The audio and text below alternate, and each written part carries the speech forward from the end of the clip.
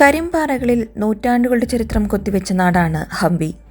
കല്ലിൽ ചരിത്രമെഴുതിയ നാടായി ഹംപിയെ വാഴ്ത്തുമ്പോൾ ഇവിടം അവശേഷിപ്പിക്കുന്ന കുറേ കാര്യങ്ങളുണ്ട്.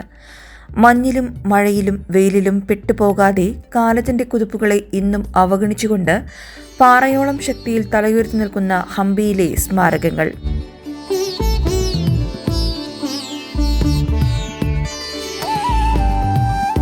വിരൂപാക്ഷ ക്ഷേത്രം മുതൽ ഹസാരെ രാമക്ഷേത്രവും ലോട്ടസ് മഹലും വിജയവിറ്റാല ക്ഷേത്രവും പാൻ സുപാരി ബസാറുമൊക്കെ അതിലുൾപ്പെടുന്നവയാണ്. വിജയനഗര സാമ്രാജ്യത്തിന്റെ തലസ്ഥാനമായിരുന്ന ഹംപിയിലെ കാഴ്ചകളെല്ലാം സഞ്ചാരികളെ വിസ്മയിപ്പിക്കുന്നതാണ്. എന്നാൽ കൂടുതൽ ആകർഷകമായി തോന്നുന്നത് വിറ്റാല ക്ഷേത്ര സമുച്ചയത്തിൽ കല്ലിൽ കൊത്തിയെടുത്ത രഥമാണ്. ഇതുതന്നെയാണ് പുതിയ 50 രൂപ നോട്ടിലെ കൽരഥവും. കർണാടക വിനോദസഞ്ചാര വകുപ്പിന്റെ മുദ്ര കൂടിയാണ് വടക്കൻ കർണാടകത്തിലെ ഹംപി വിറ്റാല ക്ഷേത്രത്തിലെ ഈ രഥം.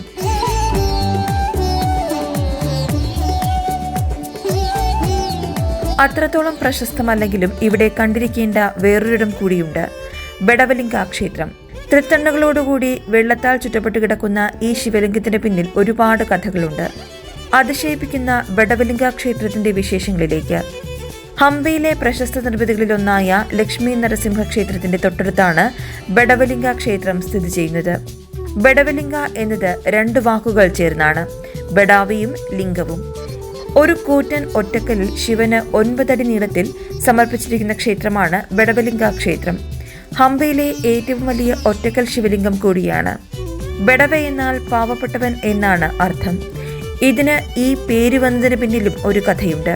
ഒരിക്കൽ ഇവിടെയുണ്ടായിരുന്ന ഒരു ദരിദ്രയായ സ്ത്രീ തന്റെ ജീവിതത്തിലെ ആഗ്രഹങ്ങളെല്ലാം സാധിച്ചാൽ ഒരു ശിവലിംഗം പണിയാമെന്ന് ശിവനോട് പ്രാർത്ഥിച്ചുവത്രേ.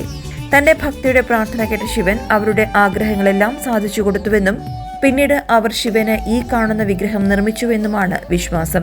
അതുകൊണ്ട് പാവപ്പെട്ടവൻ നിർമ്മിച്ച വിഗ്രഹം എന്ന അർത്ഥത്തിൽ ബെടവലിംഗ എന്ന പേര് ലഭിച്ചു. കൂറ്റൻ ഒറ്റക്കല്ലിൽ നിർമ്മിക്കപ്പെട്ടിരിക്കുന്ന ഈ ശിവലിംഗം സ്ഥിതി ചെയ്യുന്ന ശ്രീകോവിൽ വെള്ളത്താൽ ചുറ്റപ്പെട്ടതാണ്. പുറത്തേക്ക് തുറക്കുന്ന ഒരൊറ്റ വാതിൽ മാത്രമേ ഈ ശ്രീകോവിലിനുള്ളൂ. ഒരൊറ്റ മുറി മാത്രമായി നിർമ്മിച്ചിരിക്കുന്ന ഈ ക്ഷേത്രത്തിന് ഒരു ചേംബറിന്റെ രൂപത്തോടാണ് കൂടുതൽ സാദൃശ്യം. മാത്രമല്ല മേൽക്കൂരയില്ല എന്നൊരു പ്രത്യേകത കൂടി ഈ ക്ഷേത്രത്തിനുണ്ട്.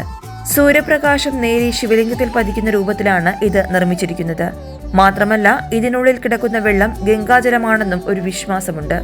വെള്ളത്തിന് മുകളിൽ ഉയർന്നു നിൽക്കുന്ന ശിവലിംഗത്തിൽ 3 കുത്തുകൾ കാണാം. ഇത് ശിവന്റെ തൃക്കണ്ണുകളെ സൂചിപ്പിക്കുന്നതാണ് എന്നാണ് വിശ്വാസം. News desk, Brave India news.